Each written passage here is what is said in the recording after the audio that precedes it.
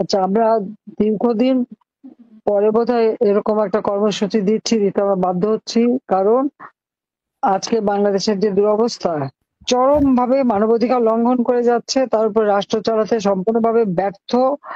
এমনকি প্রত্যেকটা জিনিসের দাম বেড়ে গেছে।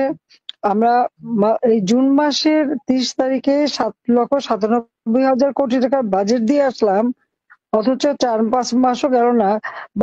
টাকা নাই, পয়সা নাই, এমনকি আমাদের সোশ্যাল সেফটি নেটের যত কাজ, বয়স্ক ভাতা, বিধবা ভাতা, প্রতিবন্ধী ভাতা সব বন্ধ করে দিয়েছে। একদিকে জনগণের উপরে ট্যাক্স বসাচ্ছে, অপরদিকে আমাদের সেই সুদখোর ক্ষমতা দখল করে ইউনূস সাহেব সবার উপরে ট্যাক্স বসাচ্ছেন। আবার সবাইকে বলে ট্যাক্স দিতে। বাবা, তুমি নিজে ট্যাক্স দাও না, আবার অন্যকে ট্যাক্স দিতে বলো, এটা কোন ধরনের কথা? একটা লজ্জা বললেও তো একটা কথা থাকে। কাজে এই অবস্থায় এদেরকে ছেড়ে দেওয়া যায় না।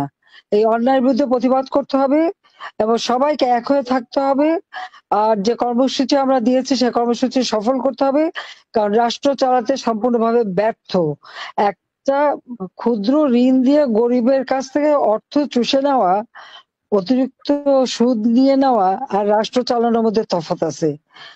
আজকে তারা যে সরকার চালাচ্ছে, ইউনূস সাহেব, তাতে মনে হচ্ছে যে রাষ্ট্র চালাতে না, জনগণের সম্পদ লুটপাট করতে ক্ষমতায় এসেছে। আর তাদের সবথেকে বড় শত্রু হয়ে গেছে আওয়ামী লীগ।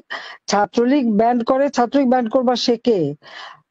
অসাংবিধানিক ভাবে অস্ত্র, অর্থ দিয়ে চক্রান্ত করে দখল করেছে। এখানে অন্য কিছু না, সে দীর্ঘদিন ধরেই ক্ষমতার লিপ্সা। তার ক্ষমতার লোভের আগুনে বাংলাদেশ জ্বলছে। এই ক্ষমতার লোভের আগুনে আজকে বাংলাদেশ জ্বালিয়ে পুড়িয়ে ছারখার করে দিচ্ছে। সাধারণ মানুষ, খেটে খাওয়া মানুষ, দিনমজুর, তাদের কোনো আয় রোজগারের ব্যবস্থা নেই। এক বেলা খাবার পায় না একটা দিনমজুর যা কামাই করে। আওয়ামী লীগ আমলে তো এই অবস্থা ছিল না।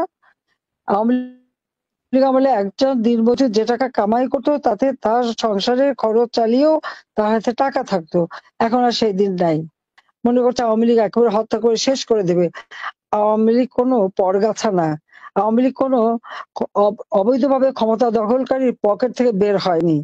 আওয়ামী লীগ এদেশের মাটি মানুষের সংগঠন, এবং মাটি মানুষের কথা বলেই আওয়ামী লীগ গড়ে উঠেছে। আওয়ামী লীগ গড়ে উঠেছে বাংলাদেশের সাধারণ মানুষের অধিকার প্রতিষ্ঠার জন্য, এবং সেটা আমরা প্রমাণ করেছি।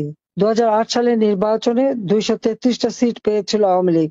তারপর থেকেই আওয়ামী লীগের বিরুদ্ধে চক্রান্ত শুরু। আজকে বাংলাদেশ কোথায় গেছে?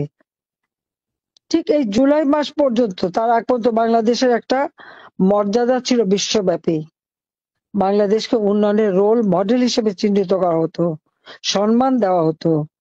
বাংলাদেশকে বলা হতো উন্নয়নের বিষয়, এবং আমরা তা করতে পেরেছিলাম। ছাত্রছাত্রীরা কি আন্দোলন করলো যে আজকে তারা নতুন বইও পায় না, অথচ আমাদের বাজেটে সব টাকা ধরা ছিল। বই ছাপানোর কত টাকা লাগবে সেটাও ধরা ছিল। আমরা ইনফ্লেশন 8 থেকে 9 ভাগের মধ্যে ধরে